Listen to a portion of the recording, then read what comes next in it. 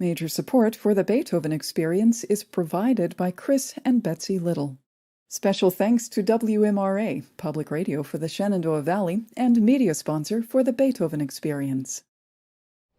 Hello, I'm Nicholas Kitchen. I'm Artistic Director of the Heifetz International Music Institute. I'm also first violinist of the Borromeo String Quartet, and the Borromeo Quartet is the quartet in residence for the Heifetz Institute.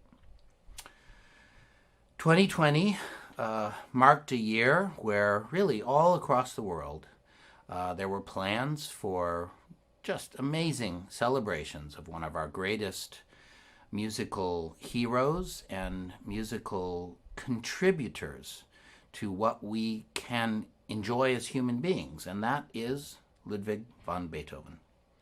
Well, we had our own celebration planned in the form of 6 concerts that would happen in the Blackfriars Playhouse in Stanton.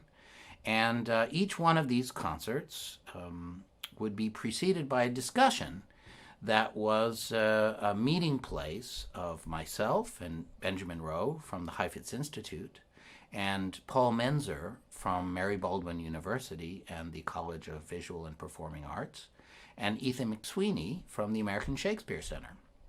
And this was particularly promising gathering of people because one thing that some people know but many people don't really know that much about is how deeply Beethoven loved Shakespeare. They say that his copies of Shakespeare, which were in German, of course, were just completely torn apart from use. So we did have one of those 6 concerts. It was in February, and it was a wonderful discussion where we looked at how the string quartet Opus 127 links to the Merry Wives of Windsor. And this is a way, it really seems quite remarkable how it's behind the music, at least it seems.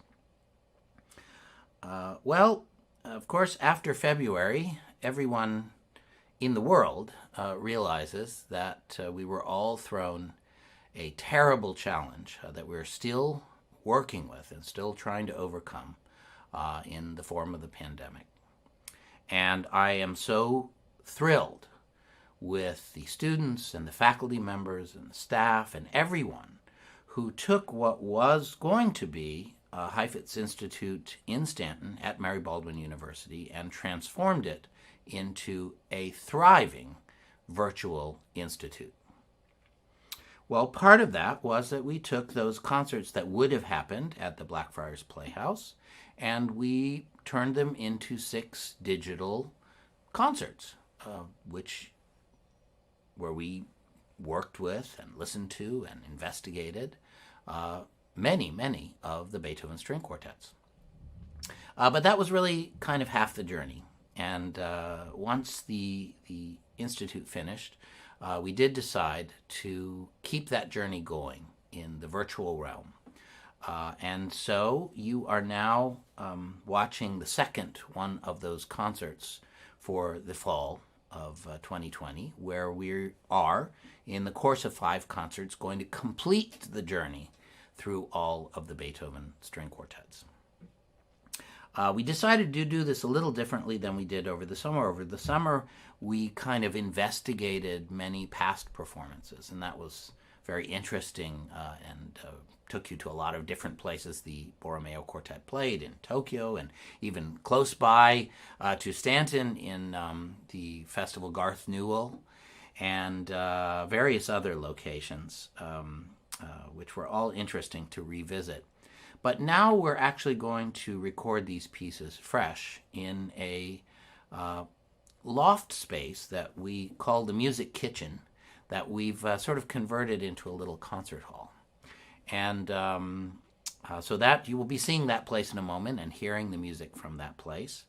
And our quartet has certain challenges and certain risks with the virus, so you will see us using masks when we play.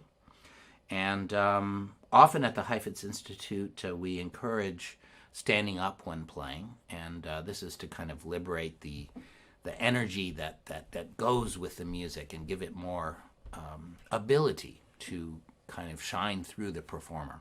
But in this particular space, it doesn't work so well to do that, so you will see us sitting. And what does feel wonderful for us is to prepare these pieces carefully and really imagine that you are where you are right now, about to start this encounter with this great piece of music. To just give you some idea, we called this program the flexing muscle because a little bit of a play on words, but I think what is remarkable about the Gross Fuge is that Beethoven has decided and as usual triumphed over the things he sets out to do, or in fulfilling the things he sets out to do. He has created a kind of a super fugue. You know, Beethoven was 12 years old and had already memorized and was performing all of Bach's Well-Tempered Clavier. And these pieces kind of underpinned his musicianship all through his life.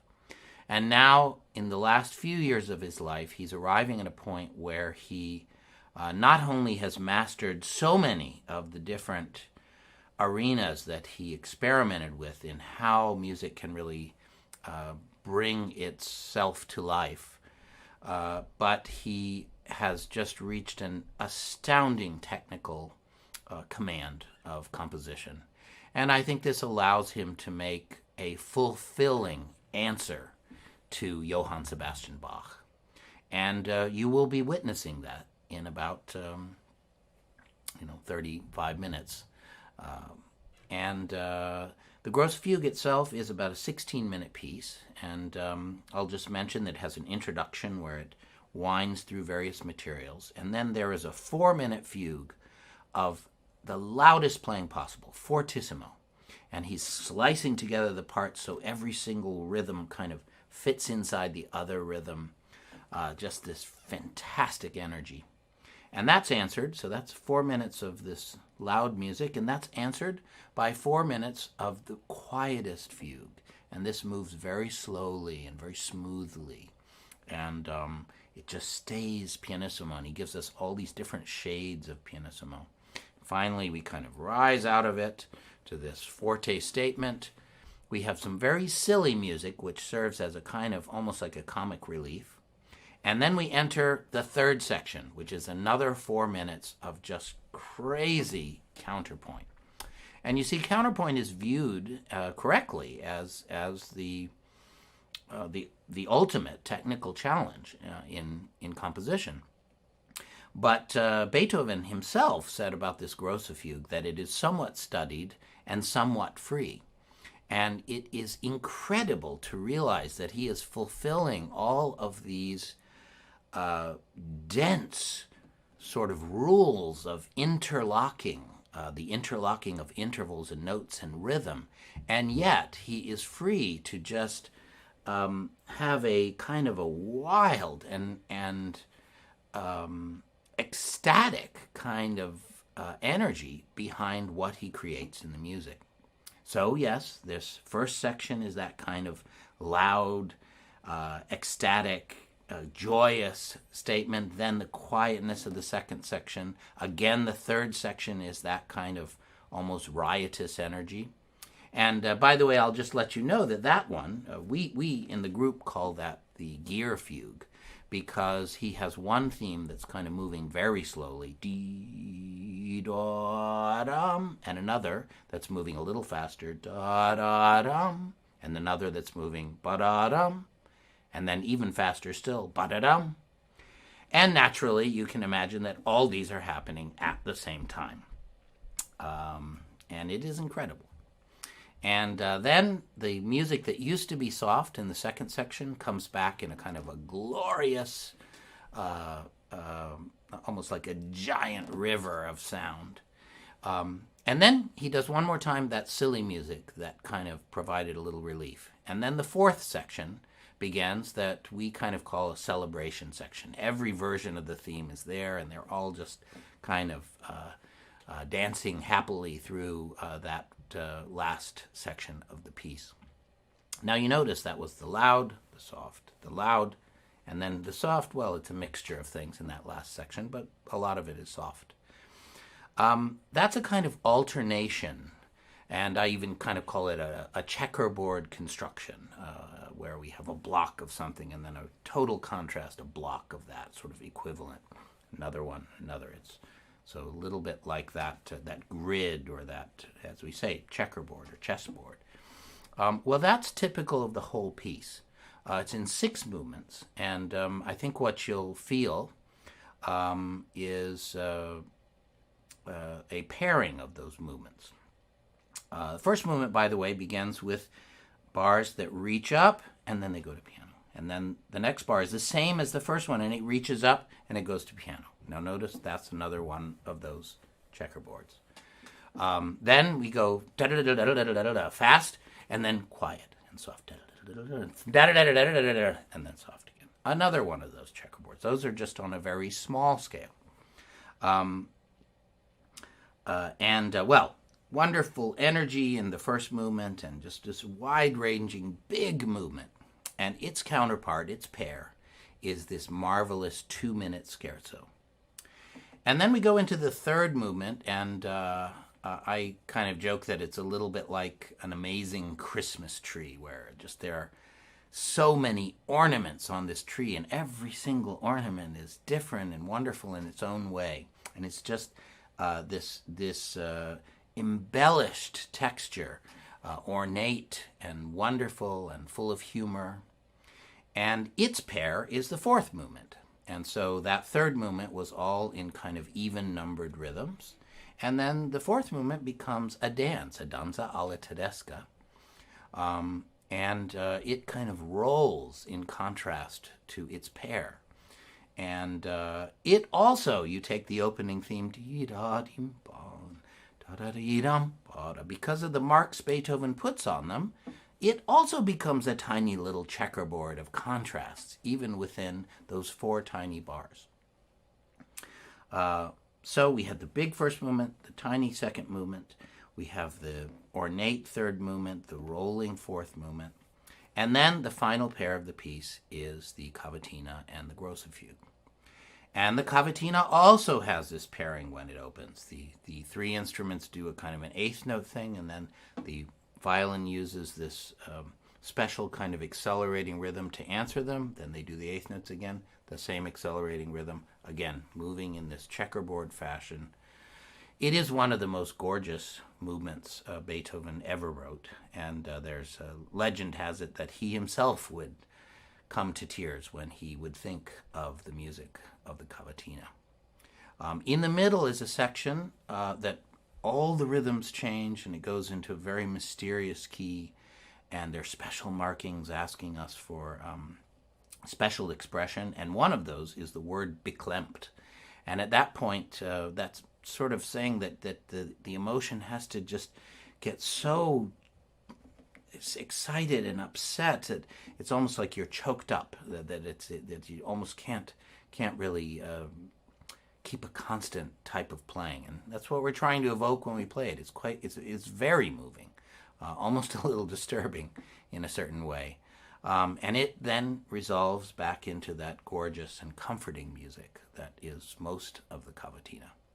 And the cavatina is that sort of soft preparation which unleashes the somewhat studied, somewhat free Gross Fuge. And I really do think Beethoven, there's some works that he was particularly proud of. He was particularly proud of the Missa Solemnis, and I think he was particularly proud of the Gross Fuge.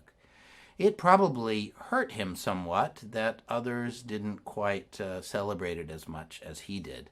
It got insulted in lots of colorful ways when it was first played, and that did probably tie into his decision to put the Gross Fuge in a separate opus and replace it with a equally wonderful rondo last movement. We will also play that version later in our journey through the quartets, and we'll play the whole piece with its other ending. But what you're hearing tonight is his original vision. And I think most groups now prefer to play this, and I think most audiences also prefer to hear this with Beethoven's original concept of this gigantic and overwhelming fugue to finish this this so detailed and so varied and so stimulating piece of music of the Opus 130 String Quartet. I hope that you enjoy it. Timeless Bach, chamber masterworks, dazzling solo pieces, and more, you'll find a constant stream of fresh videos from the Heifetz Institute. We've got great performances newly produced from the Heifetz archives, as well as brand new productions featuring Heifetz students, alumni, and our peerless faculty. Visit us on Facebook, our YouTube channel, or on the website heifetzinstitute.org. Major support for the Beethoven Experience is provided by Chris and Betsy Little. Special thanks to WMRA, Public Radio for the Shenandoah Valley, and media sponsor for the Beethoven Experience.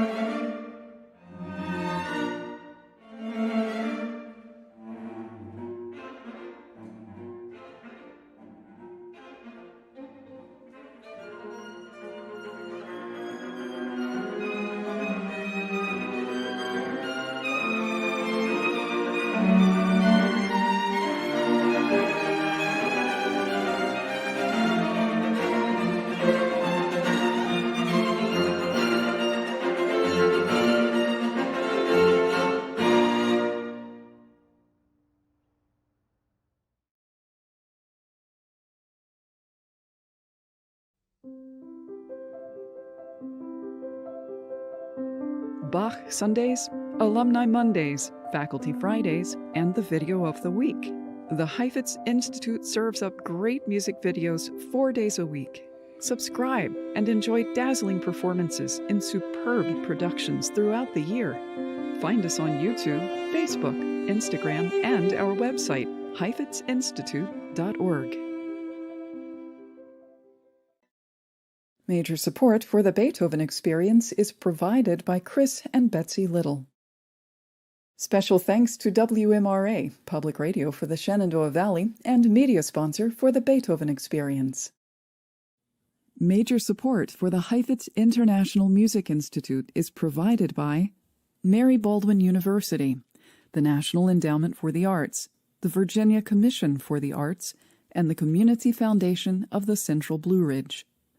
For a complete list of our supporters, sponsors, and in-kind donors, please visit heifetz.institute/donors. We thank them and you for supporting our mission to enable the next generation of great artists to communicate, engage, inspire.